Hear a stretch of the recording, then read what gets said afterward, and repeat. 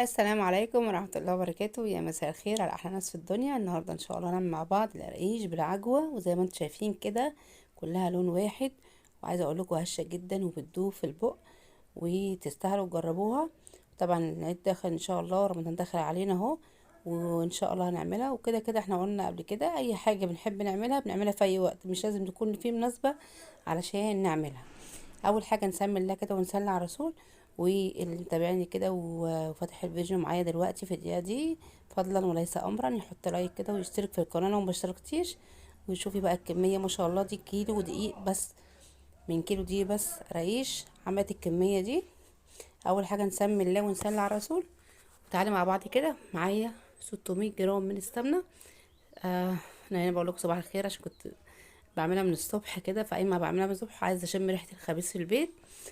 لو عايزاها بتدوب زي اللي انا عاملاها دي، هتعملي 600 جرام من السمنه. تمام، على كيلو دقيق.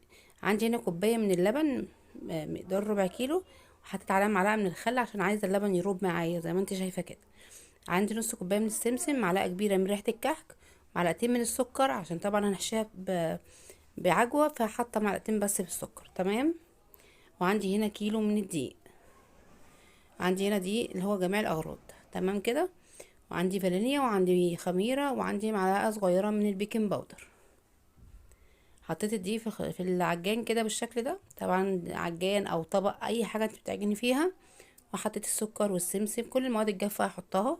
واحط ريحة الكحك، وهحط برضو الفانيليا، ريحة بتدي حلوة قوي. وهحط ريحة الكحك زي ما قلت لكم، ورشة الملح طبعا. وهحط البيكنج باودر. تمام. وهخلي المكونات كلها كده تختلط مع بعضها زي ما انت شايفه كده. دي ريحه الكحك اهي، معلقه كبيره.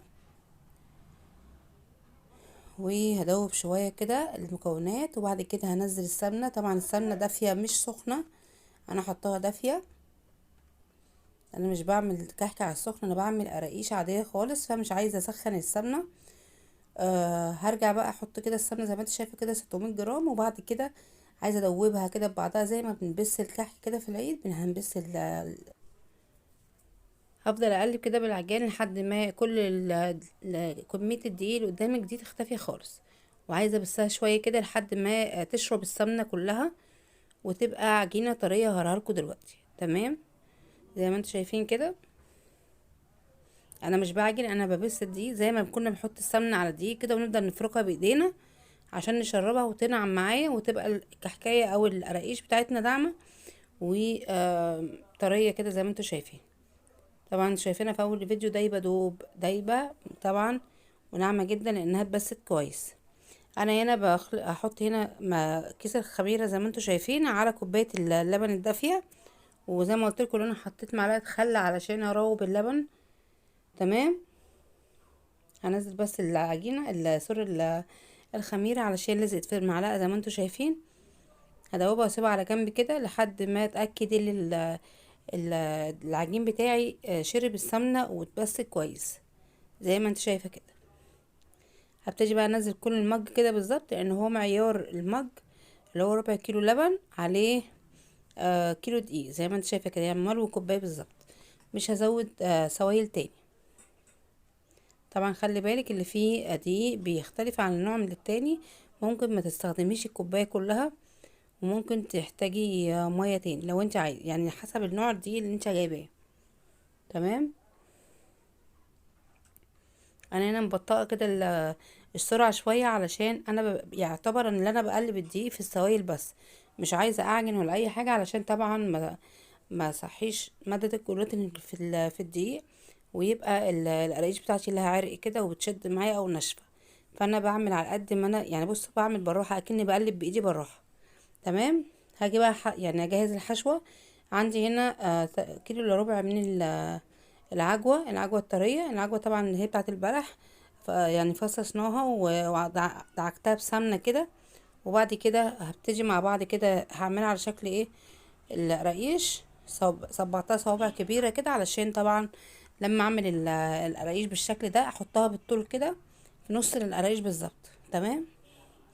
انا بعمل بسرعه بصراحه علشان النور ده بيقطع في الوقت ده كده، وخايفة طبعا يقطع وانا بصور. وطبعا مش هينفع ان انا اسيب العجينة لحد ما النور يجي بعد ساعة، هتكون خمرت بزيادة يعني. فانا عايزة اخلص بسرعة، اصور معاكم مقطعين كده علشان بس ايه تشوفوها بتتعمل ازاي. تمام. هبتدي كده اسوي العجوة كده بالشكل ده. كمية العجوة بقى في القراقيش زي ما انت عايزة. عايزاها مثلا قليلة، عايزاها كتير كتير او قليلة براحتك. انا بحبها يعني حلوة يعني مظبوطة، مش كتير اوي ولا قليلة اوي. تمام. يعني طبعا هي بتدي قيمة غذائية حلوة. لو عندك الولاد ما بياكلوش البلح كده عادي، هتحط لهم العجوة دي في قلب القراقيش، هيحبوها جدا لانها بتبقى طعمها حلو قوي في قلب القراقيش. مش هتحتاجي ان انت كل يوم تقول لهم كلوا بلح كلوا بلح مثلا لو هما مش بيحبوه.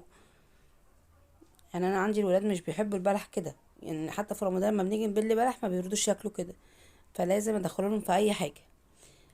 انا سويت وش العجينه وبعد كده قلبتها زي ما انت شايفه كده. العجينه معايا ما شاء الله يعني ايه، مش مستحمله ان انا اقلبها يمين وشمال، طريه جدا ودايبه كده وهي لسه نيه. زي ما انت شايفه كده انا ظبطتها بالظبط. وبعد كده بقطع بقى بالقطاعه بتاعه البيتزا بالشكل ده. ما عندكيش القطاعه دي اقطعها بالسكينه عادي مفيش مشكله. بصوا العجوه، كميه العجوه حلوه فيها ازاي، وفي نفس الوقت متساويه كلها بالشكل ده كده. الكيلو دقيق هيعمل معايا كميه ما شاء الله حلوه. زي ما انت شايفه كده هيعمل كميه حلوه معايا، الكميه اللي انت شفتها في اول الفيديو من كيلو دقيق واحد بس. هرص بقى كده في السجون كده بالشكل ده. هو ما شاء الله ريحته خمرانه اصلا، وانا يعني بشكله معاكم كده ريحته خمرانه، يعني مش هستنى عليه كتير. هي نص ساعه بالكتير قوي وهدخله الفرن، واوريهولكوا بعد ما يطلع من الفرن شكله ازاي.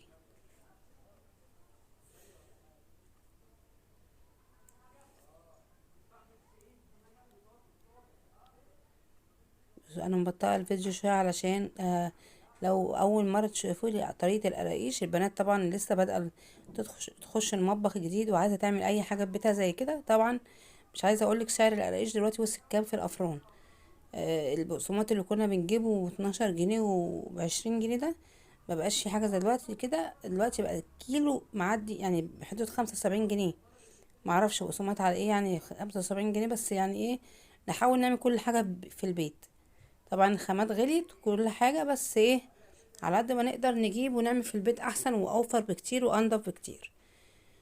هعمل معاكم واحدة كمان كده عشان تشوفوها بالشكل ده كده. بططي العجينة قوي عشان طبعا لسه هتحطي الرق على الرق، فما تبقاش تخينة قوي او القريش عالية قوي معاكي. كده كده هي هتعلى وهتخمر معاكي. بحاول ايه اظبط كده العجوة، الحتة اللي ما فيهاش بحط حتة تانية فيها واضغط عليها كده واقفلها بالشكل ده. اضغط بقى على ايدي كده بكيلو ايدي كده علشان سمك القرقيش كله يبقى ارتفاع واحد، ما يبقاش حته عاليه وحته واطيه بالشكل ده كده. طبعا ما تعمليش بصوابعك لان صوابعك هتصبع بيها، هتبقى باينه في قلب القرقيش. فانا بعمل كيلو ايد عشان تبقى مظبوطه زي ما انت شايفه كده. وهقطع من الجناب كده برضو. ظبطي العجينه كده عشان تبقى شكلها حلو، عشان حتى وانت عاملاها كده في البيت وبتقدميها تبقى شكلها حلو قدام ضيوفك بالشكل ده كده. طبعا السكينه يعني لو انت مش واخده قطع السكينه بتلاقيها اتبهدلت معاكي من الحروف وكده. بس زي ما انت شايفه كده بصي العجله دي حلوه وبتقطع القريش مظبوطه. هكمل بقى كده بيت الصاج زي ما انت شايفه. عايزه اقولك ان لو انا وانا بشيل اخر قطعه من على الرخامه دلوقتي النور هيقطع. ف... فالحمد لله انا صورته معاكم اصلا ووريتلكوا اول مقطعين كده. هكمل بقى في الضلمه كده، وبعد كده ايه اوريك الكميه بعد ما انا خلصت. اوريك الكميه بعد ما خلصتها وبعدين وانا بدخلها الفرن. انا مدخلتها الفرن هوريها لك برضو. ابص النور قطع الحمد لله. كده النور جه وكنت خلصت الكميه في الضلمه. وزي ما انت شايفه كده خلصتها وخمرت وكده. هدخلها الفرن بقى دلوقتي اوريكي. الكيلو دقيق عمل لي 3 سجون الا حاجه بسيطه. تمام. ما شاء الله بصي الحاجه بصي حاجه بسيطه قوي في الصاج اللي فضلت، بس الصاجين حلوين يعني معمولين حلوين. وزي ما انت شايفه كده والله ريحته والله فايحه وجايبه البيت كله. هوريلكوا بس ايه، خدت واحده بس كده لان ده طبعا اوردر بصراحه وانا مش عايزه ابهدله كله، فوريت لكم واحده كده صغيره. ووريكم نعومته عامله ازاي. بصوا شكله عامل ازاي، بصوا بيدوب جدا. طريقه حلوه وسهله جدا، ولو انت تعمليه في البيت مش مكلفه. بصوا الكميه ما شاء الله، بسم الله ما شاء الله، بألف هنا وشفا طبعا اللي يدوق. ده كان الفيديو بتاعنا النهارده، يا رب يكون عجبكم. ما تنسوش بقى اللايك والاشتراك في القناه، واشوفكم ان شاء الله في فيديو جديد، والسلام عليكم ورحمه الله وبركاته.